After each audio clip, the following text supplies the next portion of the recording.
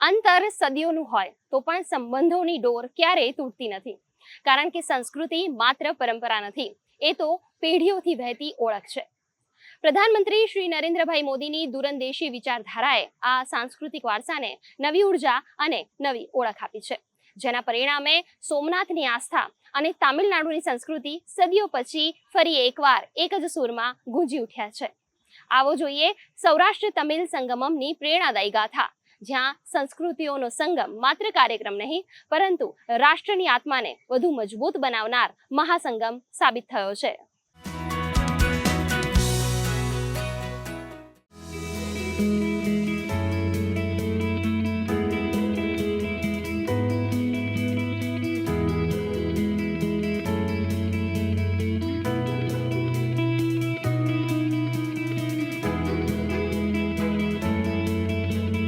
अतिथि सत्कार का सुख बहुत अनूठा होता है, लेकिन जब कोई अपना ही वर्षों बाद लौटकर घर आता है तो उस सुख की, उस उत्साह और उल्लास की बात ही कुछ अलग होती है. आज उसी गदगद हृदय से सौराष्ट्र का हर एक जन तमिलनाडु से आए अपने भाइयों और बहनों के स्वागत में पलके बिछाए हैं. વિકાસ માત્ર રસ્તાઓથી થતો નથી, વિકાસ હૃદયોના જોડાણથી પણ થાય છે. અને આ વિચારને સાકાર કર્યો પ્રધાનમંત્રી શ્રી નરેન્દ્ર મોદીએ. એક ભારત શ્રેષ્ઠ ભારતના સંકલ્પ સાથે તેમણે ભારતની વિવિધ સંસ્કૃતિઓને એકબીજા સાથે જોડવાનો અનોખો માર્ગ પસંદ કર્યો. કાશી તમિલ સંગમમ પછી વર્ષ 2023માં શરૂ થયું સૌરાષ્ટ્ર તમિલ સંગમમ, એક એવો પ્રયાસ જેણે ઇતિહાસને વર્તમાન સાથે જોડ્યો.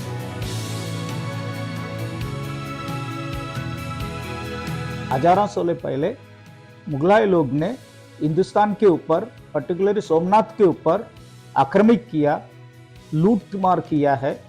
लोगों वहाँ के लोग डर के मरे हिंदुस्तान की नीचे साउथ में गए. साउथ में तमिलनाडु में मदुरई में इन लोग रहना चालू किया है. तो मदुरई का जो राजा थे पांडियन, उन्होंने इनका जो एबिलिटी देखा है टेक्सटाइल का, उनके साथ में मिलके इन लोग काम करना चालू किया है. तो राजा ने इनको अपना बनाया है, तो वो एक्चुअल तमिलियन हो गए थे.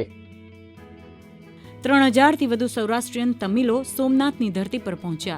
કેટલાક માટે આ યાત્રા હતી, કેટલાક માટે ભાવના અને અનેક લોકો માટે પોતાના પૂર્વજોની ધરતી સાથેનો પ્રથમ સાક્ષાત્કાર. અહીં ભાષાઓ અલગ હતી, પરંતુ ભાવનાઓ એક હતી. ભોજન અલગ હતું, પરંતુ આત્મીયતા એક હતી. વસ્ત્રો અલગ હતા, પરંતુ સંસ્કૃતિનો રંગ એક હતો.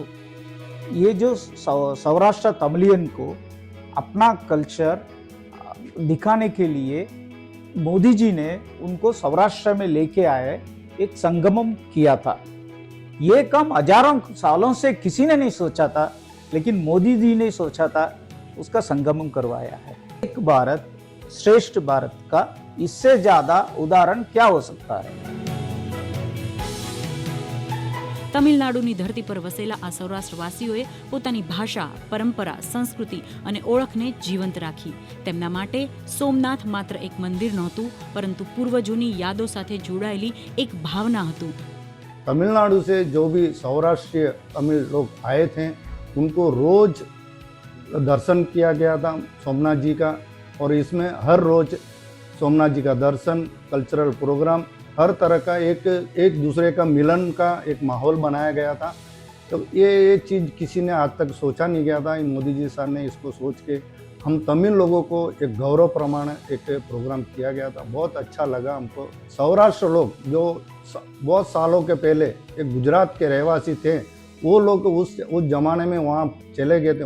उस चीज़ को खोज के उनको एक बार अपना कुलदेव और अपना जगह देखने के लिए एक मौका उनको मिला, और उनको जानने मिला, जो उसके अगले पीढ़ियों को ये विषय किसी को पता नहीं था. ये बहुत बढ़िया प्रोग्राम था. સદીઓ જૂના સંબંધોને નવી ઉર્જા આપતું, હૃદયોને હૃદય સાથે જોડતું અને સમગ્ર ભારતને એક પરિવાર બનાવતું સૌરાષ્ટ્ર તમિલ સંગમમ નવા ભારતની નહીં, પરંતુ શાશ્વત ભારતની ઓળખ છે. ગુડ ન્યૂઝ ગુજરાત માટે અમદાવાદથી ક્ષમા કામદારનો રિપોર્ટ.